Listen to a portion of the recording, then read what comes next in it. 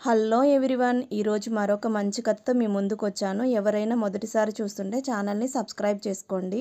నా పేరు మూర్తి. మాది వ్యవసాయ కుటుంబం. అమ్మ, నాన్న, అన్న, నేను నలుగురం ఉండేవాళ్ళం. మా నాన్నకి చదువు అంటే చాలా ఇష్టం.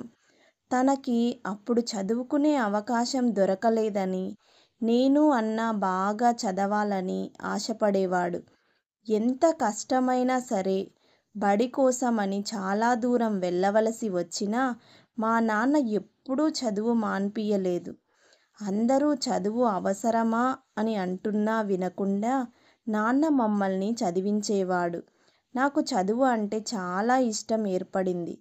కానీ అన్నకు చదువు బుర్రకు ఎక్కక 7వ తరగతిలోనే చదువు ఆపేశాడు. ఇక చేసేదేమీ లేక నాన్నతో పాటు పొలం పనులకు వెళ్ళేవాడు. ఒక్కడినే పక్క ఊరికి వెళ్ళాలంటే ఇబ్బంది అని నాన్న నన్ను హాస్టల్లో వేశారు. అక్కడే ఉండి నేను బాగా చదువుతూ 10వ తరగతి మండలం ఫస్ట్ వచ్చాను. మొదటిసారి నా ఫోటో పేపర్లో రాగానే నాన్న ఆనందానికి అవధులు లేవు. అన్న అయితే నన్ను చిన్న పిల్లాడిలా ఎత్తుకొని గిరగిరా తిప్పాడు. కళ్ళు తిరుగుతున్నాయి అన్నా వినకుండా సంతోషంతో తనే సాధించాడు అన్నంత ఆనందంగా ఉన్నాడు. అమ్మ పాయసం చేసుకొని వచ్చి నోరు తీపి చేసింది. ఆ రోజు ఇంట్లో పండగ వాతావరణం నెలకొంది. ఊర్లో వాళ్ళందరూ కూడా నాన్నను మెచ్చుకున్నారు. మంచి మార్కులు రావడంతో కాలేజ్ వాళ్ళే ఉచితంగా చదివించారు. అప్పుడు నాకు ఇంటర్ సెకండ్ ఇయర్ పరీక్షలు జరుగుతున్నాయి. నాన్నకు ఆరోగ్యం పూర్తిగా క్షీణించింది. ఏ క్షణంలో ప్రాణం పోతుందో తెలీదు అన్నారు. నాన్నకు నన్ను చూడాలని ఉన్నా ఆ రోజు నా ఆఖరి పరీక్ష అని, అది రాయకపోతే 1 సంవత్సరం వృధా అవుతుందని, పరీక్ష రాయగానే వెంట పెట్టుకురండి అని చెప్పాడు. పరీక్ష రాసి బయటికి రాగానే అన్నని చూసి చాలా సంబరపడ్డాను. కానీ అన్న ముభావంగా కనిపించడంతో ఏమైంది అని అడిగాను. అన్న ఏమీ మాట్లాడకుండా ఊరికి వెళ్దాంరా అన్నాడు. ఇద్దరం బస్సులో బయలుదేరాం. దారి పొడవునా అమ్మ ఎలా ఉంది, నాన్న ఎలా ఉన్నాడు, పరీక్షలు బాగా రాశాను, ఈసారి కూడా మంచి మార్కులు వస్తాయి, నాన్న చాలా సంతోషపడతాడు అని ఆగకుండా మాట్లాడుతూనే ఉన్నాను. కానీ మా అన్న ఏమీ మాట్లాడకుండా ముభావంగానే ఉన్నాడు. ఇంటికి వెళ్ళేసరికి అందరూ ఇంటి ముందర ఉన్నారు. నన్ను చూడటం కోసమే ప్రాణాలు నిలబెట్టుకున్నట్టు గుమ్మం వైపే చూస్తూ నాన్న మంచంపై పడుకున్నారు. అమ్మ ఏడుస్తూ ఉంది. నాకు గుండె బరువెక్కింది. నాన్నను అలా చూసి తట్టుకోలేకపోయాను. నాన్న దగ్గరికి రమ్మని సైగ చేశాడు. దగ్గరగా వెళ్ళి మంచం దగ్గర కూర్చున్నాను. మెల్లగా బాగా చదువుకొని మంచి ఉద్యోగం పేరు తెచ్చుకో, అమ్మని అన్నని బాగా చూసుకో అని వాళ్ళిద్దరి చేతులు నా చేతిలో పెట్టి కన్ను మూశాడు. అందరూ దిక్కులు పెక్కటిల్లేలా ఏడ్చారు. ఇంతసేపు ఈ కొడుకు కోసమే ప్రాణం నిలుపుకున్నాడు అని అందరూ మాట్లాడుతున్నారు. ఒక్కసారిగా ప్రపంచం శూన్యమనిపించింది. ప్రతి క్షణం ధైర్యం చెప్తూ మంచిని చెప్పే నాన్న ఇక లేడు అంటే నమ్మశక్యంగా లేదు. అన్నని ఓదార్చడం ఎవరి వల్ల కాలేదు. ఎందుకంటే నాకంటే ఎక్కువగా నాన్నతో ఎప్పుడూ ఉంటూ తోడు నీడగా ఉండేవాడు. ఒకరిని ఒకరం ఓదార్చుకుంటూ అన్ని కార్యక్రమాలు పూర్తి చేశాము. నాన్న లేని లోటు బాగా తెలుస్తూ ఉంది. కానీ కాలం ఎవరికోసం ఆగదు. పోయిన వాళ్ళ జ్ఞాపకాలతో ముందుకు సాగిపోవాలి. ఇంటర్ ఫలితాలు వచ్చాయి. ఈసారి మంచి మార్కులు వచ్చాయి. కానీ సంతోషంగా లేదు. ఎందుకంటే నన్ను ఎప్పుడూ ప్రోత్సహిస్తూ నాకంటే ఎక్కువ సంతోషపడే నాన్న లేడు. ఆ బాధ ముందు ఈ సంతోషం ఆవిరిలా కరిగిపోయింది. 10వ తరగతి ఫలితాలు వచ్చినప్పుడు సంబరాలు చేసుకున్నది గుర్తొచ్చి అందరం చాలా బాధపడ్డాము. ఒకరోజు అన్నయ్య నా దగ్గరికి వచ్చి, నువ్వు ఇలా కూర్చుంటే ఎలా? వెళ్ళి బాగా చదువుకొని నాన్న కోరిన కోరిక తీర్చు అన్నాడు. చదువుకోవాలంటే డబ్బు ఖర్చు ఎక్కువ అవుతుంది. నేను చదువు మానేసి ఈ చదువుకు తగ్గ ఉద్యోగం చూసుకుంటాను అని చెప్పాను. అప్పుడు అన్నయ్య, ఖర్చు గురించి నువ్వేమీ ఆలోచించకు. ఎంత ఖర్చైనా సరే నువ్వు బాగా చదువుకొని గొప్ప స్థాయికి వెళ్ళాలి అని నచ్చచెప్పాడు. అన్నయ్య ఇచ్చిన ధైర్యంతో చదువుకోవడానికి వెళ్ళాడు. అన్నయ్య ఒక్కడే పొలం పనులు చేస్తూ కష్టపడుతూ నన్ను చదివించాడు. అన్నయ్యకు మామయ్య కూతురుతో పెళ్లి చేశారు. మా వదిన మరో అమ్మలాగా చూసుకునేది. ఇద్దరూ నన్ను బాగా చూసుకునేవారు, సొంత బిడ్డలాగా.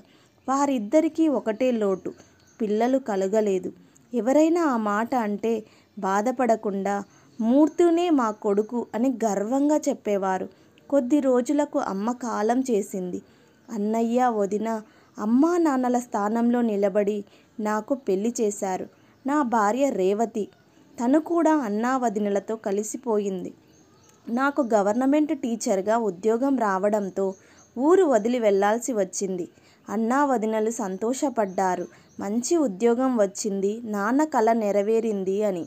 అన్నా వదినలను కూడా మాతో పాటు తీసుకువెళ్ళాలి అని నేను రేవతి నిర్ణయించుకున్నాం. అదే విషయం వారికి చెప్తే, మేము ఆ పట్టణంలో ఉండలేము, ఇక్కడే మన వాళ్ళ మధ్యలో ఉంటాము, చూడాలనిపించినప్పుడల్లా వస్తూ ఉంటామని చెప్పారు. ఎంత బ్రతిమాలాడినా ససేమిరా అనడంతో చేసేది ఏమీ లేక నేను రేవతి పట్టణానికి వచ్చాము. నేను స్కూల్లో జాయిన్ అయ్యాను. పిల్లలకి చదువుతో పాటు మంచి విలువలు నేర్పిస్తూ పిల్లలు మెచ్చేలా చదువు చెప్పేవాడిని. కొద్ది కాలంలోనే పిల్లలకి దగ్గరై స్కూల్లో మంచి పేరు తెచ్చుకున్నాను. రోజులు గడుస్తున్నాయి. రేవతి నెల తప్పింది అని తెలిసి అన్నా వదిన వచ్చి 9 నెలలు రేవతిని కంటికి రెప్పలా చూసుకుంటూ పురుడు పోసి రేవతికి పండంటి మగబిడ్డ పుట్టాడు. అన్నా వదిన తమే తల్లిదండ్రులు అయినంత సంబరపడ్డారు. బాబుకు 6 నెలలు వచ్చాక ఒకసారి ఊరు వెళ్ళొస్తాంరా, చాలా రోజులు అయ్యింది ఇక్కడికి వచ్చి అని అన్నారు. సరే, మళ్ళీ వస్తానంటేనే పంపిస్తా అన్నాను. ఈ బుజ్జిగాడిని వదిలి మేము ఎక్కడికి ఎక్కువ రోజులు ఉండలేము అని బాబును ముద్దాడి ఊరికి బయలుదేరారు. వాళ్ళు వెళ్ళి అక్కడ 4 రోజులు ఉండి తిరిగి వస్తున్నాము, బాబును చూడాలనిపిస్తుంది అంటూ ఫోన్ చేశారు. బాబుని చూడాలని వారి ఆత్రం వారి మాటల్లో స్పష్టంగా అర్థమవుతుంది. వారి రాక కోసం మేము ముగ్గురం ఎదురు చూస్తూ ఉన్నాము. ఇంతలో ఫోన్ వచ్చింది. వాళ్ళు వస్తున్న బస్కి ప్రమాదం అయిందని. అన్నా వదిన అక్కడికక్కడే మరణించారు. అవతల వారు ఏం చెప్తున్నారో నాకు ఏమీ వినిపించడం లేదు. ఒక్కసారిగా తేరుకొని పరుగు పరుగున స్పాట్కి వెళ్ళాము. రక్తపు మడుగులో వాళ్ళను చూసి ప్రాణం విలవిలలాడిపోయింది. చిన్నప్పటి నుండి తన కోసం కంటే నా కోసమే నన్నే ప్రాణంగా చూసుకుంటూ పెరిగాడు. ఏ స్వార్థం కల్మషం లేనివాడు. అమ్మా నాన్నలా చూసుకునేవారు లేకపోయేసరికి బాధ తట్టుకోలేకపోయాను. దైవ సమానులైన నా ప్రాణమే తన ప్రాణంగా బ్రతుకుతున్న నా అన్న మరణాన్ని నేను జీర్ణించుకోలేకపోయాను. చిన్న పిల్లాడిలా ఏడుస్తున్న నన్ను రేవతి దగ్గరికి తీసుకొని ఓదార్చింది. అన్ని కార్యక్రమాలు పూర్తి చేశాను. పెళ్ళైన దగ్గర నుండి నాలో ఆనందాన్ని తప్ప ఏడుపును చూడని నా భార్యకు కూడా అలా నన్ను చూసి చాలా బాధేసింది. పోయిన వాళ్ళను తలుచుకుంటూ ఉన్న వాళ్ళను బాధ పెట్టకూడదని రేవతి బాబు కోసం మెల్లగా బాధను దిగమింగుకుంటూ బ్రతకసాగాను. 2 సంవత్సరాల తర్వాత రేవతి మరోసారి తల్లి అయ్యింది. మొదటిసారి తల్లి అయినప్పుడు అన్నా వదిన దగ్గరుండి పురుడు పోశారు. ఇప్పుడు వాళ్ళు లేరు అని ఆ విషయం తలుచుకొని రేవతి చాలా బాధపడింది. రేవతి అమ్మా నాన్న వచ్చి తనని 5వ నెలలో వాళ్ళింటికి తీసుకెళ్ళిపోయారు. నేను వారం వారం వెళ్ళి చూసి వస్తూ ఉండేవాడిని. నాకు రేవతి డెలివరీ వరకు ఇంట్లో ఒక్కడినే ఉండలేక పిచ్చెక్కేది. రేవతికి పండంటి పాప పుట్టింది. మా ఇంట్లో మహాలక్ష్మి పుట్టింది. కొడుకు తన చిట్టి చెల్లెల్ని చూసి మురిసిపోతున్నాడు. పాప పుట్టిన నెల రోజులకే నేను రేవతిని మా ఇంటికి తీసుకువచ్చాను. బాబుని స్కూల్లో జాయిన్ చేశాము.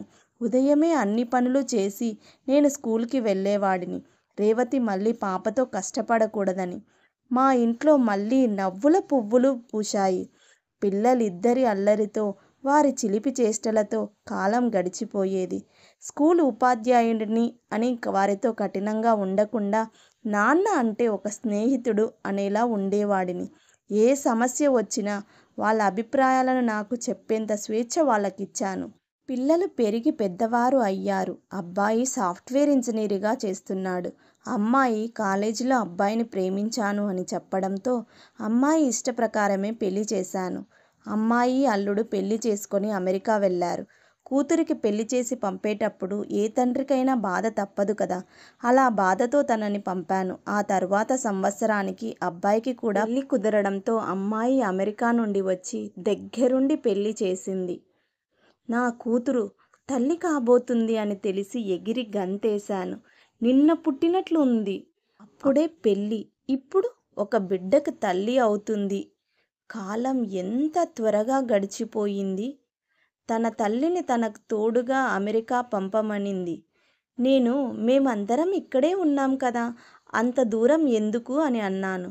కన్న తండ్రిని వదిలి వెళ్ళినంత త్వరగా భర్తను వదిలి ఉండలేరు ఈ ఆడపిల్లలు అని తన బాధ అర్థమై రేవతిని తన వెంట అమెరికా పంపాను. రేవతి లేక నాకు ఇంట్లో ఏమీ తోచడం లేదు. ఉదయం బడికి వెళ్ళడం, రావడం, పిల్లలతో కాసేపు ఆడుకొని రేవతితో ఫోన్ మాట్లాడి పడుకోవడం. రోజులు భారంగా గడుస్తున్నాయి. అమ్మాయికి నెలలు నిండాయి. పండంటి బిడ్డకి జన్మనిచ్చింది. తల్లి బిడ్డ క్షేమంగా ఉన్నారని తెలిసి ఊపిరి పీల్చుకున్నాను. రేవతి కొద్ది రోజుల తర్వాత అమెరికా నుండి రావడం, నా పదవీ విరమణ, పిల్లలకి ఉన్న ఆస్తిని అంతా పంచిన తర్వాత వాళ్ళు మాకు చేసిన అవమానం, పిల్లలు ఉండి కూడా అనాథలా మేము ఒంటరిగా జీవిత చివరి దశలో పనిచేస్తూ పడిన కష్టాలు అన్నీ తర్వాత భాగంలో తెలుసుకుందాము. ఇదేనండి మూర్తి కథ పార్ట్ 1. మొత్తం చదివి ఎలా ఉందో కామెంట్ బాక్స్లో కామెంట్ చేయండి. అలాగే వీడియో నచ్చితే లైక్ చేయండి. పార్ట్ 2ని త్వరలోనే అప్లోడ్ చేస్తాను. ఛానల్లో ఉండే మిగతా కథలను కూడా చదువుతారని ఆశిస్తున్నాను. Thank you for watching. Bye.